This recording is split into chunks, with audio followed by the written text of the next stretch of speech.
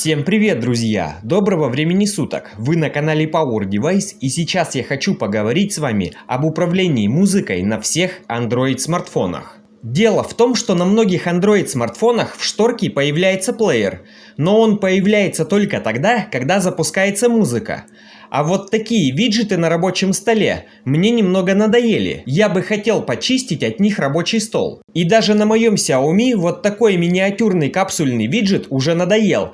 Тем более, что он позволяет управлять музыкой только в одну сторону. То есть переключения треков назад у него нет, что не очень удобно. Я искал решение, как просто и быстро запускать музыку с рабочего стола, если весь рабочий стол будет очищен от вот таких виджетов. Смотрите. Сейчас у меня в шторке нету плеера, и я нашел вот такое решение.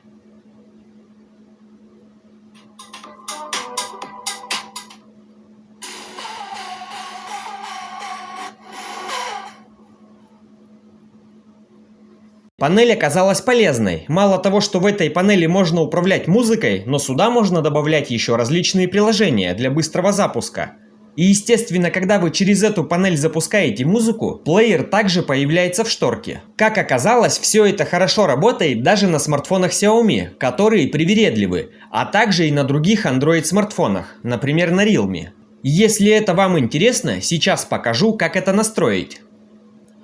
Я удалил это приложение, чтобы вместе с вами его установить. И как я сказал в начале видео, цель установки этого приложения была очистить смартфон вот от таких виджетов. К слову скажу, что этот виджет был от плеера, который создавала компания Sony. Если что, также поделюсь с вами этим плеером в своем Telegram. Так он выглядит. Достаточно простой, но мощный плеер, создан компанией Sony. Из полезного здесь есть темная тема. Ну и, к примеру, таймер сна. Воспроизводит он множество форматов. Но я немного отвлекся от основной темы ролика, и давайте перейдем к установке и настройке iOS панели.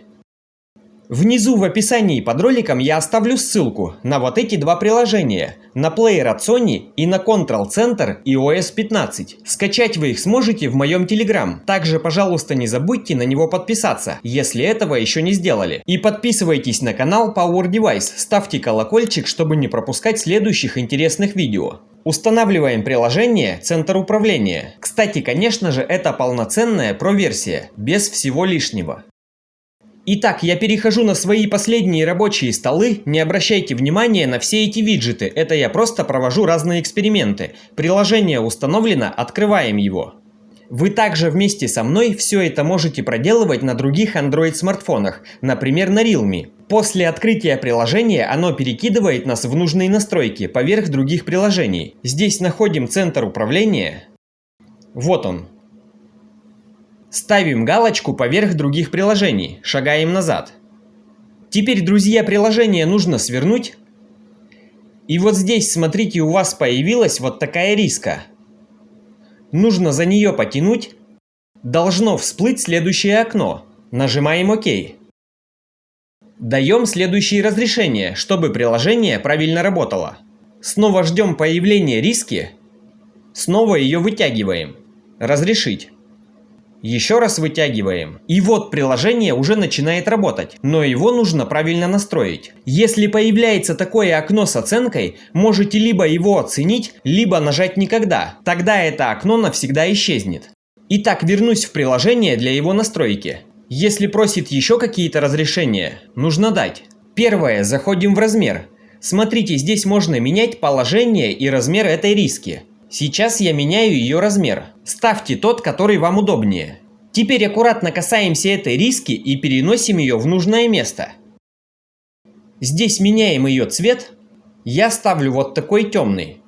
А также меняем ее непрозрачность. Я ее делаю практически прозрачной. Также вы можете глобально менять позицию этой риски. Например, ставить ее сверху, вот она, слева, либо снизу. Но я рекомендую вам ее ставить либо справа, либо слева. Лично я ставлю справа, так как сверху у меня открывается моя обычная шторка. Шагаю назад. Все эти первые три параметра одинаковые. Теперь заходим в фон, и лично я здесь ставлю текущие обои. Теперь панель управления выглядит так, то есть под ней размываются мои текущие обои. Далее одна из самых важных настроек управления музыкой. Выбираем музыкальный плеер. Друзья, сразу скажу, что самый лучший выбор здесь будет – это ваш родной плеер от вашего смартфона. Неважно, будь у вас Xiaomi, либо Realme. Вот он, ярлык родной музыки Xiaomi, я выбираю его. С этим приложением ничего не будет глючить. Также смотрите, здесь есть вот такой пункт – дополнительные параметры плеера. Чтобы их активировать, свернем приложение, удержим на нем «О приложении». Ждем здесь прогрузки всех пунктов и в самом низу нажимаем «Разрешить запрещенные настройки». Также здесь важно будет выполнить еще некоторые настройки, но об этом я вам расскажу чуть позднее. Прерву ваше внимание буквально на 30 секунд. Хочу от себя порекомендовать вам портативную акустическую систему от российской фирмы Урал, модель TT-M3 Plus Mini. Несмотря на небольшой размер, звук здесь достаточно мощный, басистый и чистый. Громкости явно больше, чем может показаться на первый взгляд. Внешний вид достаточно приятный. Цветной материал – это тканевая накладка на динамики. Остальные части корпуса прорезинены. Имеется защита от пыли и воды IP67. Сверху встроен шнурок-петля, что позволяет удобно переносить колонку, либо где-то ее закреплять. Под плотной резиновой затычкой имеются выходы. AUX 3.5. Также здесь можно использовать обычную флешку и третий выход USB Type-C для зарядки. К слову, батарея здесь на 2500 мАч. Также колонка имеет радиоприемник со встроенной антенной, что удобно. Ссылку на нее оставлю в описании под роликом. Рекомендую перейти ознакомиться. Ну а мы продолжаем ролик. Вернемся в меню приложения, активируем галочку, находим здесь центр управления, ставим галочку «Доступ ко всем уведомлениям». Теперь смотрите, пока не открываем эту панель, зайдите в родное приложение «Музыка», то, которое вы добавляли в нашу панель. Запускаем здесь какой-то трек, сворачиваем музыку, открываем панель и запускаем музыку здесь. Все, теперь приложение «Музыка» связалось с нашей панелью. Все остальное можно позакрывать. Теперь, если даже ваш плеер выгружен из системы Xiaomi, здесь его нет в шторке.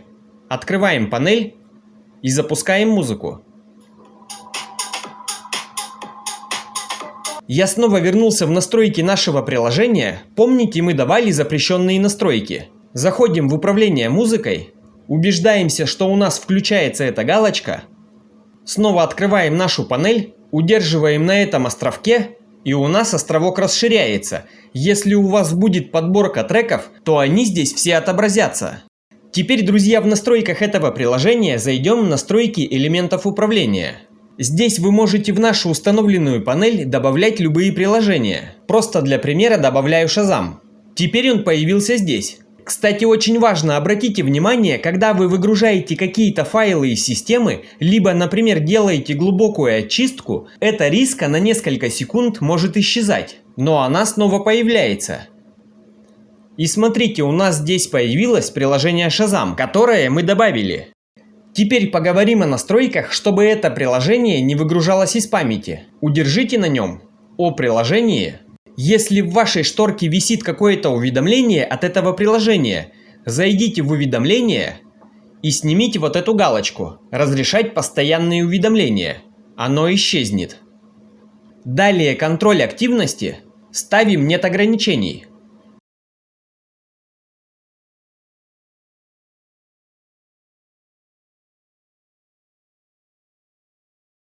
В принципе, на этом этапе основные настройки данного приложения завершены. И даже если вы нажмете ярлык глубокой очистки, эта риска сперва исчезнет, но через несколько секунд она появляется. В общем-то, как я и говорил, все это хорошо работает практически на любых Android смартфонах. Не забывайте подписываться на мой канал, также на Telegram. Если у вас есть какие-то вопросы, задавайте их в комментариях. Желаю всем только качественных девайсов и правильных настроек. Увидимся в следующих роликах. Всем пока!